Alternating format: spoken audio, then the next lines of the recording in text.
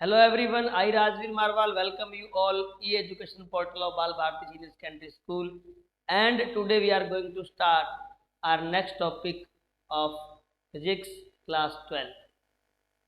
आज की क्लास में डिस्कस करेंगे कुछ न्यूमेरिकल्स इलेक्ट्रिक फील्ड से रिलेटेड।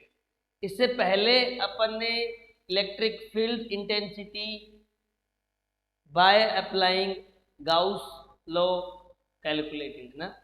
अपन ने डिफरेंट कंडीशंस के लिए और डिफरेंट चार्जेस के लिए इलेक्ट्रिक फील्ड इंटेंसिटी को कैलकुलेट किया था, like for point charge, line charge, surface charge, volume charge, और बोथ के केस में conducting and non conducting conditions को लेते हुए अपन ने डिस्कशन कर लिया था। आई होप आपको यहाँ तक की कहानी समझ में आ गई होगी और आपने इसका नोट्स भी प्रिपेयर कर लिया होगा, और now you are able to solve the derivation for different type of electric field intensities.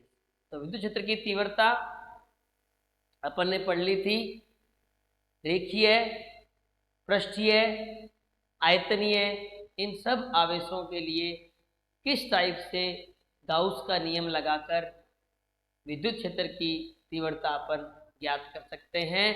यहाँ से एक अच्छा क्वेश्चन, बड़ा क्वेश्चन आपको मिलता है, आप प्रिपेयर कर लें। इलेक्ट्रिक फील्ड इंटेंसिटी हर हाल में आपसे पूछेगा, भले ही वो कंडक्टिंग स्फीयर के लिए, नॉन कंडक्टिंग स्फीयर के लिए, या यूनिफॉर्मली चार्ज इनफाइनाइट लेंथ की सीट के लिए, या फिर पॉइंट चार्ज के लिए, या फिर लाइन चार्ज के लिए। There are number of questions but the way to solve are similar. तो आपको प्रॉपर वे में यहाँ तक जो पढ़ाया था वो आ गया होगा।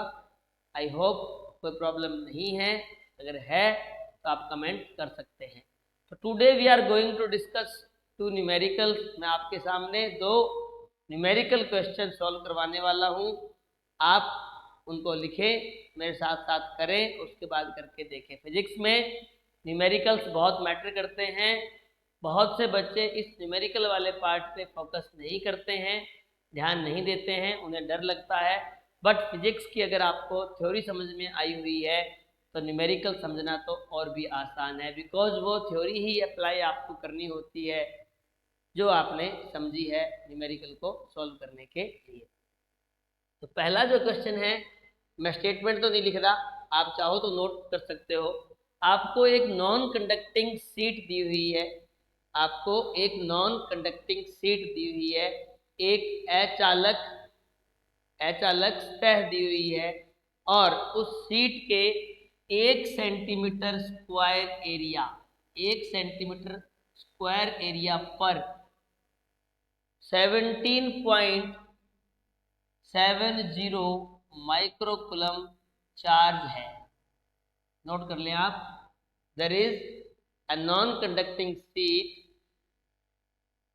Area 1 centimetre square, having charge 17.70 microcoulomb charge. कितनी बात समझ में आ गई? एक अचालक सतह के 1 सेंटीमीटर स्क्वायर एरिया पर इतना आवेश है।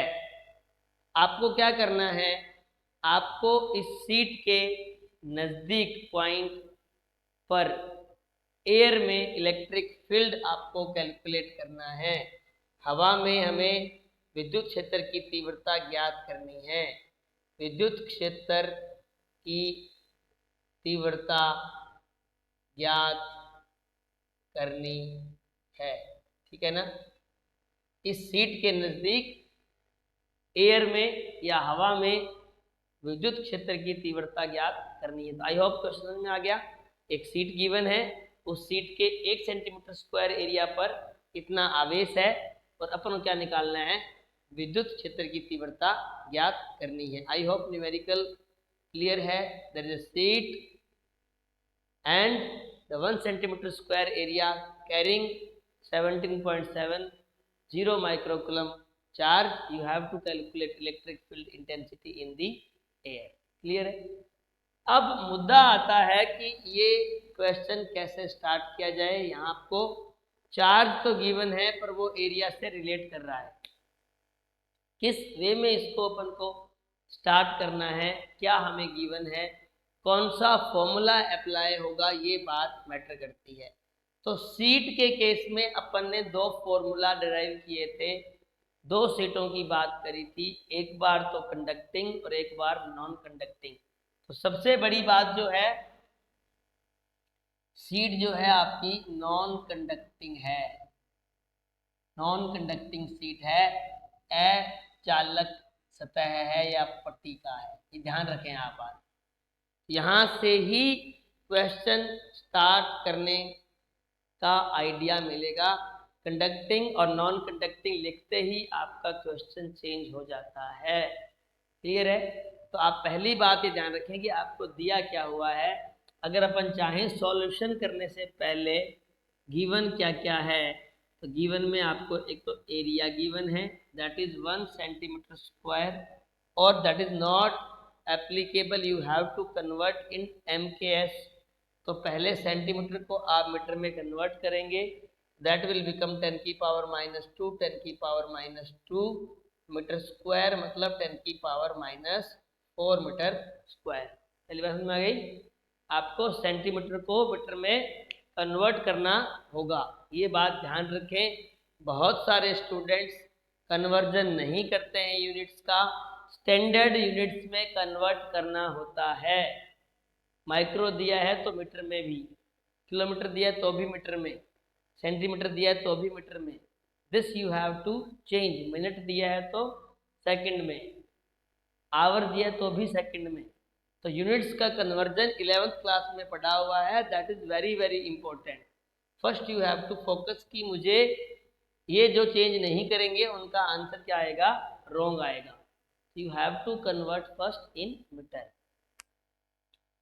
तो 1 मीटर में 100 सेंटीमीटर होते हैं, तो कितना हो गया, 10 की पावर -2 मीटर हो गया 1 सेंटीमीटर में। स्क्वायर था इसलिए 10 की पावर -4 मीटर स्क्वायर। ये बहुत इंपॉर्टेंट है।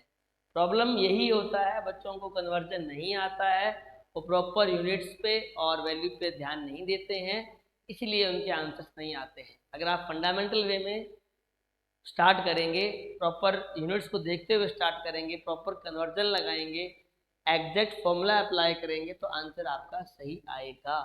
अब आपको क्यू गिवन है, दैट इज 70.7 माइक्रोकुलम। यहाँ पर भी you have to change micro, क्या हो जाएगा 70.7 माइक्रो में होते हैं 10 की पावर -6 कुलम। ये ध्यान रखें, ये भी आपको कन्वर्ट करना आना चाहिए। माइक्रो, मिली, मेगा, ये सब आपको आना चाहिए, otherwise again there will be a problem, क्योंकि यहाँ पावर का मामला गड़बड़ हो जाएगा, आंसर आपका रॉन्ग हो जाएगा। तो फर्स्ट अपन को यूनिट्स में कन्वर्ट करना होता है। अब अगला अपना जो फॉर्मूला है अपने पास, वो नॉन कंडक्टिंग सीट के लिए इलेक्ट्रिक फील्ड इंटेंसिटी मैंने आपको कैलकुलेट करवाई थी, और दैट वाज σ/2 एप्सिलॉन नॉट। ये देखो इंपॉर्टेंट बात है, वहाँ अपन डेराइव कर चुके हैं, यहाँ अपन को अप्लाई करनी है। E = σ/ε नॉट था for conducting, and E = σ/2 naught है फॉर नॉन कंडक्टिंग। ये बात सारे फॉर्मूलाज कॉपी के एक पेपर पे आप लिख लें।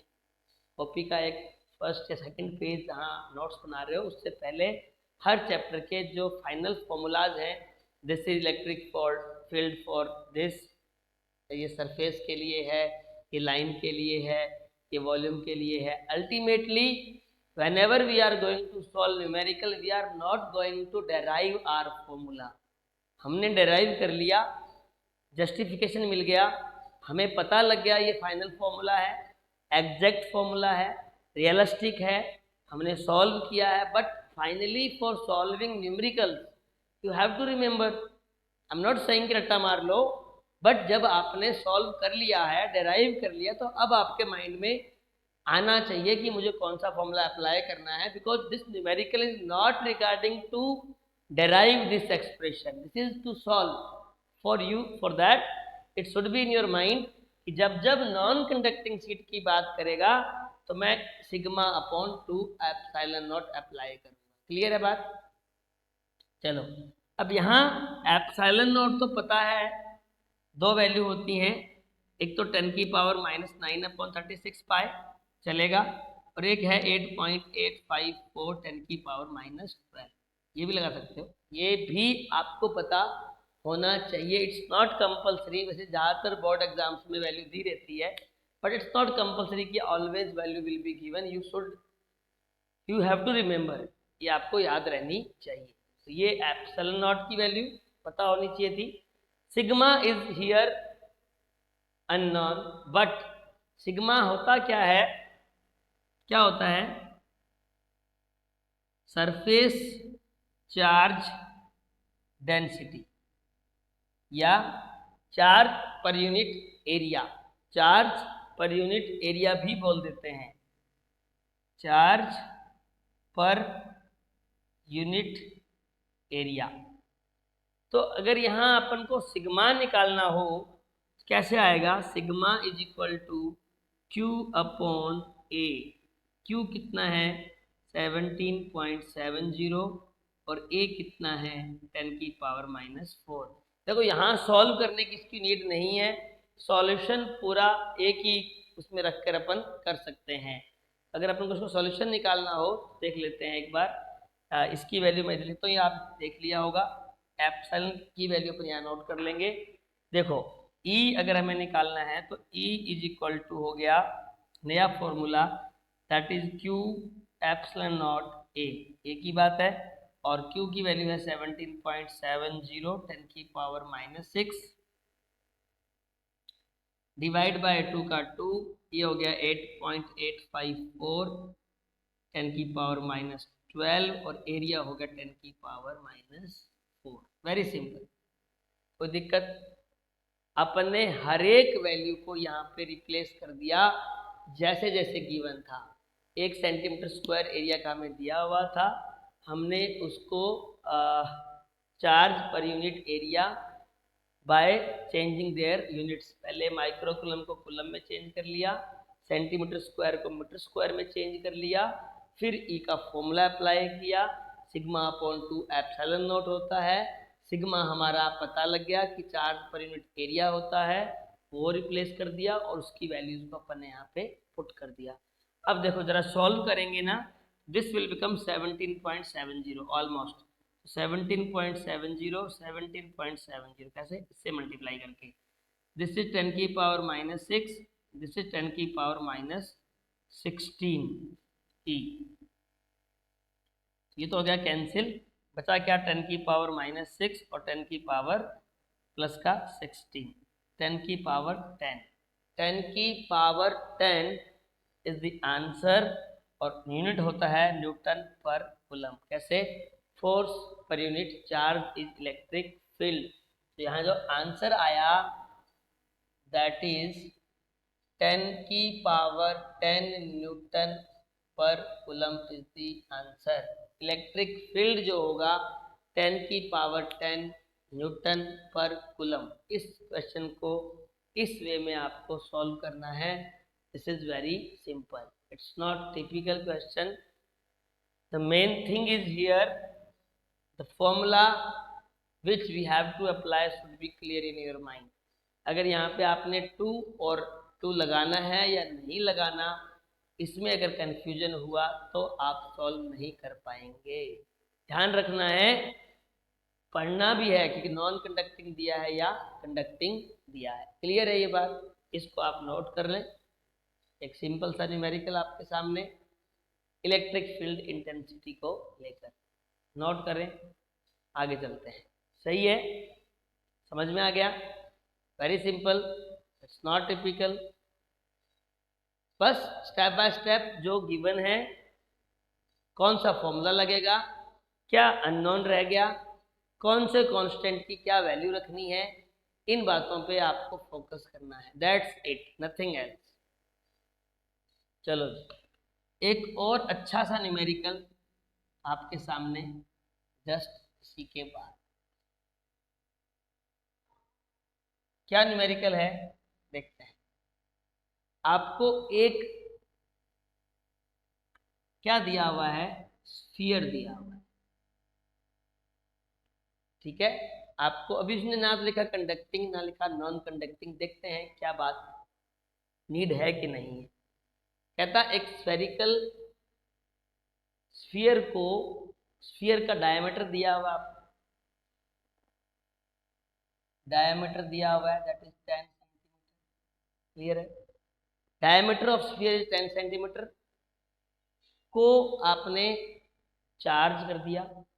अभी चार्ज करने के बाद में डायमीटर 10 सेंटीमीटर कितना हो गया, ये आपको दिया हुआ है, मतलब ये कितना हो गया 5 सेंटीमीटर। सिंपल, डायमीटर अगर 10 सेंटीमीटर है तो कंफर्म हो गया कि आपकी रेडियस कितनी है 5 सेंटीमीटर।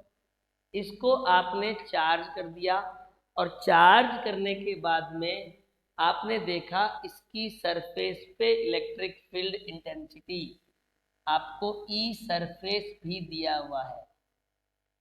ई सरफेस, इसके सरफेस वाले पॉइंट पर आपको इलेक्ट्रिक फील्ड इंटेंसिटी की वैल्यू यहाँ पे उसने दे दी है। उस कंसेप्ट को लगाना है और सॉल्व करना है। क्या दे दी, 5 × 10⁵ न्यूटन पर कूलम, ये आपको गिवन है, पूछा नहीं है। आपको इलेक्ट्रिक फील्ड इंटेंसिटी सरफेस पे दे दी, सतह पर कहता इतना 5 × 10⁵ न्यूटन पर कूलम है। अब आपसे मांग क्या रहा है, आपसे मांग रहा है कि इस स्फीयर के सेंटर से, स्फीयर के सेंटर से 25 सेंटीमीटर डिस्टेंस पर, 25 सेंटीमीटर डिस्टेंस पर electric field intensity find out करो।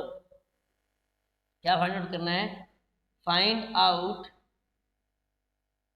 Electric field intensity at a point 25 centimeter apart from the center of sphere। ये आपसे पूछा है क्या, एक 10 सेंटीमीटर व्यास के गोले को आवेशित किया गया है, समावेशित किया गया है और उसकी सतह पर इलेक्ट्रिक फील्ड विद्युत क्षेत्र इतना है। आपको गोले के केंद्र बिंदु से 25 सेंटीमीटर दूरी पर विद्युत क्षेत्र की गणना करनी है। ये आपको न्यूमेरिकल दिया हुआ है, हिंदी वाले भी लिख लें इंग्लिश वाले भी लिख लें, क्या गिवन है और क्या हमें फाइंड आउट करना है। एक बात आपको क्लियर हो गई होगी, क्या 5 सेंटीमीटर तो इसका रेडियस है, 10 सेंटीमीटर आपको इसका डायमीटर दिया हुआ है और आपसे 25 सेंटीमीटर अपार्ट मांग रहा है। It means point is outside the sphere, point is outside the sphere, inside तो नहीं है। और एक बात हमने पढ़ी हुई है, क्या कंडक्टिंग हो चाहे नॉन कंडक्टिंग हो, सरफेस पे और outside the sphere electric field change नहीं होता, दोनों केस में सेम रहता है। But inside the sphere non conducting के केस में जीरो नहीं होता और कंडक्टिंग के केस में जीरो होता है। ये बात ही ध्यान रखनी थी। तो यहाँ कंडक्टिंग नॉन कंडक्टिंग नहीं दिया हुआ, बट इट इज क्लियर कि आपसे आउटसाइड द स्फीयर पूछ रहा है, सरफेस पे देकर आपसे ई आउट पूछ रहा है, ये पूछ रहा है। तो अपन इजीली इसको सॉल्व कर सकते हैं। अब यहाँ मैटर क्या करेगा, यहाँ मैटर करेगा आपको, एक तो देखो क्या क्या गिवन है, दो चीजें पढ़ी थी अपन ने, एक capital R radius of sphere, ये मिल गई अपने को कितनी 5 सेंटीमीटर, क्योंकि आपको डायमीटर गिवन है और डायमीटर कितना गिवन है 10 सेंटीमीटर। तो आपको रेडियस मिल गई, कैपिटल आर मिल गया और आपको स्मॉल आर भी मिल गया, small R that is 25 centimetre. ये आपको यहाँ से निकालना है, दोनों वैल्यू आपको पता है, स्मॉल आर और कैपिटल आर। अब अगर आपके पास रेडियस ऑफ स्फीयर पता है और सरफेस पे इलेक्ट्रिक फील्ड फाइंड आउट करना हो, सरफेस पे क्या फॉर्मूला होता है, ई सरफेस वो होता है के Q upon capital R square. पता है क्या ये बात, के Q upon capital R square. ये फॉर्मूला कहाँ से आया, ये अपन ने डेराइव किया था, ये डेराइव कर चुके हैं for both case conducting and non conducting, और इट वाज सिमिलर। हमने चालक और कुचालक गोले के लिए विद्युत क्षेत्र की तीव्रता सतह पर निकाली थी। फॉर्मूला क्या था, K Q upon R radius of the spherical charge. ये हमें पता है, कोई दिक्कत वाली बात यहाँ तक नहीं है।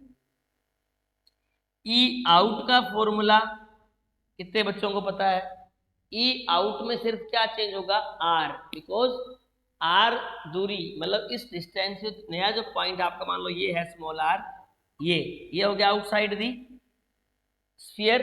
तो इसके लिए फॉर्मूला क्या आ जाएगा, इसके लिए आ जाएगा K Q upon small R square. इतना ही है, आई बात समझ में, के क्यू अपॉन आर स्क्वायर और K Q upon small R square. देखो यहाँ कन्वर्ट करना जरूरी था सेंटीमीटर को मीटर में, बट अभी नहीं कर रहा हूँ, देखते हैं क्यों नहीं कर रहा हूँ। कभी कभी लॉजिकल चलना पड़ता है आपको। 1 और 2 को डिवाइड कर दो, हमें क्या चाहिए, हमें चाहिए ई आउट। हमें क्या क्या पता है, हमें क्यों नहीं पता, हमें क्यों नहीं गिवन है। यहाँ पे चार्ज की बात हमने नहीं करी कि चार्ज कितना है, तो डायरेक्ट तो आप नहीं निकाल सकते, आपको चार्ज नहीं गिवन है, डायरेक्टली आप नहीं निकाल सकते। बट एक बात है, इन दोनों में के क्यू कॉमन है, that will be cancel. E surface given है, आर गिवन है, स्मॉल आर भी गिवन है, यहाँ से अपना आंसर बन जाएगा। तो देखो कैसे अप्रोच करना है, क्या गिवन है, किस टाइप से सॉल्व करना है, it will depend upon the what is given and how to apply, thing is that. अब अगर यहाँ पे मैं डिवाइड कर दूं 1/2, तो E surface upon E out is equal to क्या बनेगा, K Q upon R square, K Q upon R square, K Q से K Q cancel, R square upon R square. देखो very simple, small R upon R. देखो इसलिए मैंने इसको convert नहीं किया, ऊपर भी रेडियस डिस्टेंस, नीचे भी डिस्टेंस, कन्वर्ट करो तो भी कैंसिल हो जाएगा डायमेंशन, और यूनिट नहीं करो तो भी कैंसिल हो जाएगा, इसलिए मैंने कन्वर्ट नहीं किया।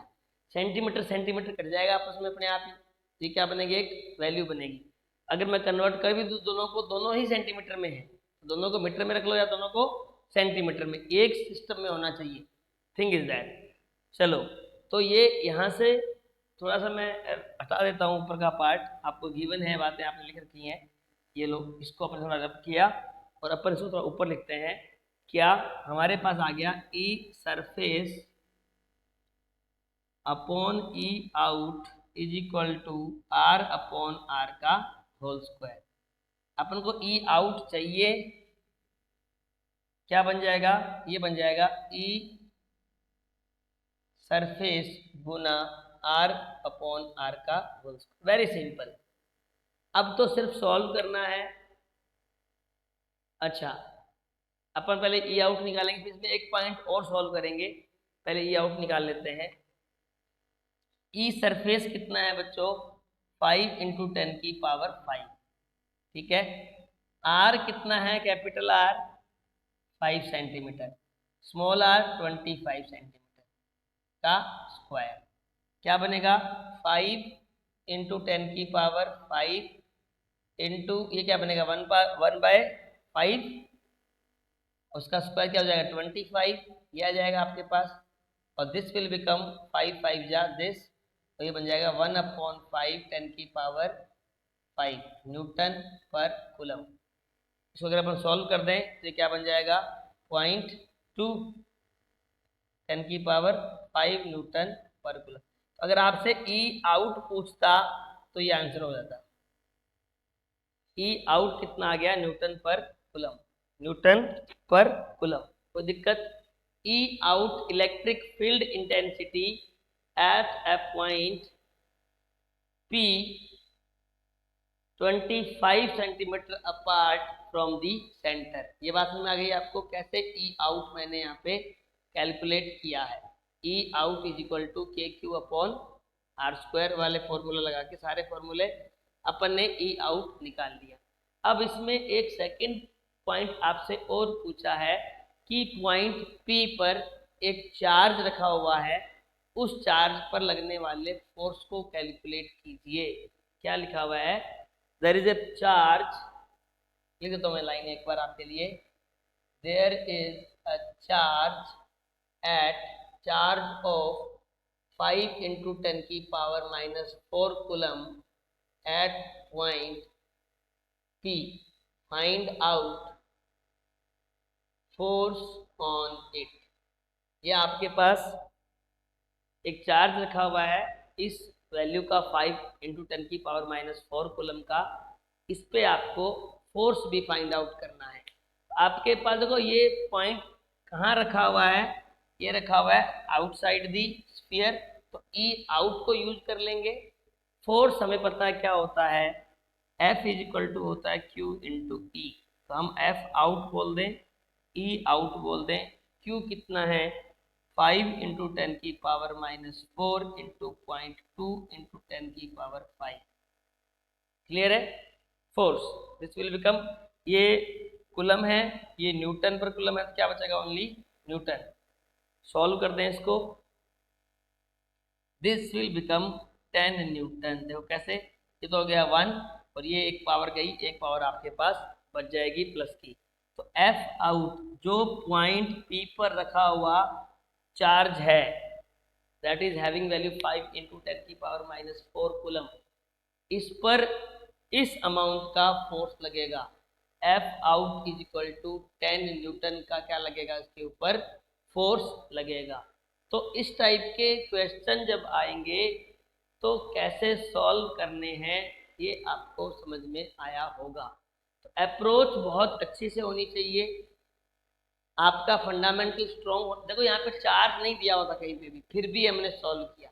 उसने इलेक्ट्रिक फील्ड इंटेंसिटी सरफेस पे दे दी, इनसाइड पूछता तो हमें पता होना चाहिए था कंडक्टिंग है या नॉन कंडक्टिंग। यहाँ इसमें नहीं दिया हुआ, उसने आउटसाइड की बात करी है, और आउटसाइड में कंडक्टिंग और नॉन कंडक्टिंग दोनों का बिहेवियर क्या रहता है? सेम रहता है। तो न्यूमेरिकल सॉल्व करना मुश्किल काम नहीं है। थिंग इज आपका फंडामेंटल स्ट्रॉन्ग होना चाहिए। इफ योर फंडामेंटल स्ट्रॉन्ग है then there is no problem. तो कैसे सॉल्व करना, क्या दिया था, इसको लिखें, न्यूमेरिकल को स्टेप बाय स्टेप सॉल्व करें। पहले अपन ने ई आउट निकाला है, उसके बाद में अपन ने कहता उस पॉइंट पी पर अगर कोई चार्ज अवेलेबल है तो उस पर कितना फोर्स लगेगा वो हमें पता है। F is equal to Q E force लगता है, और F is equal to Q E force के हिसाब से ई जो है वो ई आउट वाला यूज करना है। कई बार बच्चे कहते हैं कि ई दिया हुआ था और सिंपल क्वेश्चन हो गया बहुत ज़्यादा, इतना सिंपल नहीं पूछेगा कि आप डायरेक्ट इससे मल्टीप्लाई कर दो, ऐसा नहीं है। ये तो उसके सरफेस पे है, इलेक्ट्रिक फील्ड चेंज होता है, सरफेस पे कुछ और, इनसाइड कुछ और, आउटसाइड कुछ और, in case of spherical charge. ठीक है, तो दो न्यूमेरिकल अपन ने आज डिस्कस किए हैं, इनको नोटबुक में नोट भी करें, खुद से करके जरूर देखें एक बार कि क्या आप कर पा रहे हो। क्या समझ में अगर आया है तो आप खुद भी कर पाओगे। एक दो चीज़ों का ध्यान रखना है, यूनिट्स का, कन्वर्जन का, एप्रोप्रिएट फॉर्मूले का, और डायमीटर दिया तो डायमीटर को हिसाब से रेडियस बनाना है आपको, ठीक है ना। डायमीटर के हिसाब से रेडियस कैलकुलेट करना है, ऐसे नहीं है डायमीटर राइट यूज कर लिया। आपको डायमीटर दिया हुआ था, आपने उसको रेडियस में कन्वर्ट किया, 5 सेंटीमीटर में लिया। ऐसे जल्दबाजी नहीं करनी है। कई बच्चे क्या करते हैं, 10 ले लेते हैं आंसर में और फिर सॉल्व कर देते हैं पूरा कि शायद रेडियस ही दिया हुआ है। तो first give some time to just read out the question. Read out करने के बाद में जो जो उसमें की पॉइंट्स है वो नोट कर लें। उसके बाद में गिवन के हिसाब से कि मुझे कैसे आंसर मिलेगा, कौन कौन सी, देखो ज़्यादातर फॉर्मूला आपको क्वांटिटी गिवन के बिहाफ पे पता लग जाएगा कि ये गिवन है तो इस फॉर्मूले में ये चीज़ें होती हैं। एक ही अननोन क्वांटिटी ज़्यादातर देता है, समटाइम्स हमें होता है कि हमें किसी और तरीके से निकालना होता है। लाइक वहाँ पे सिग्मा निकालना था, क्यू और ए दे रखा था, तो सिग्मा पहले निकालो पहले वाले क्वेश्चन में, फिर उसको रिप्लेस करो। सिमिलर वे में यहाँ पर भी बहुत सिंपल ई आउट और एफ आउट निकालना आपको आया होगा। तो बच्चों इन न्यूमेरिकल्स को आप करें, इस टाइप के कुछ और न्यूमेरिकल्स करें। जहाँ पर भी आपको प्रॉब्लम आती है आप कमेंट कर सकते हैं, कॉन्टेक्ट कर सकते हैं। अच्छे से पढ़ाई करें, डेडिकेटली पढ़ाई करें, रेगुलर स्टडी करें और नंबर ऑफ न्यूमेरिकल्स भी करें, थ्योरी पे भी ध्यान दें और सेल्फ इवेल्युएशन करें। कर कर देखेंगे हमसे हो रहे हैं या नहीं, हमसे न्यूमेरिकल बन रहे हैं या नहीं बन रहे। और न्यूमेरिकल बनाना अगर आ गया फिजिक्स में तो फिजिक्स के आप महारथी हो जाओगे। ठीक है, तो that's it from my side. Thank you so much.